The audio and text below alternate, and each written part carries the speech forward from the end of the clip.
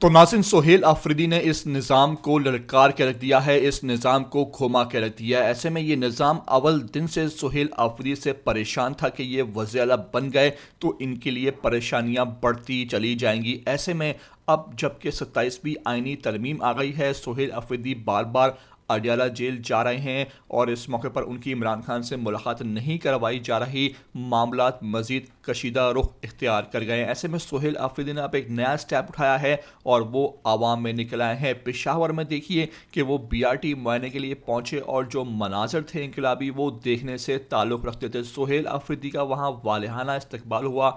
आवाम को जब मालूम पड़ा कि सोहेल अफरीदी यहाँ आए हैं विज़िट पर, तो देखिए कि वहाँ पल भर में हज़ारों लोग जमा हो गए। उनको वहाँ तकरीबन एक घेराव वाले अंदाज में, इस्तकबाल वाले अंदाज में गाड़ी तक ले जाया गया और फिर वो अपनी गाड़ी में खड़े होकर तमाम जो लोग हैं उनको हाथ हिलाकर जवाब देते रहे। इस मौके पर ये इनकलाबी मनाज़िर थे।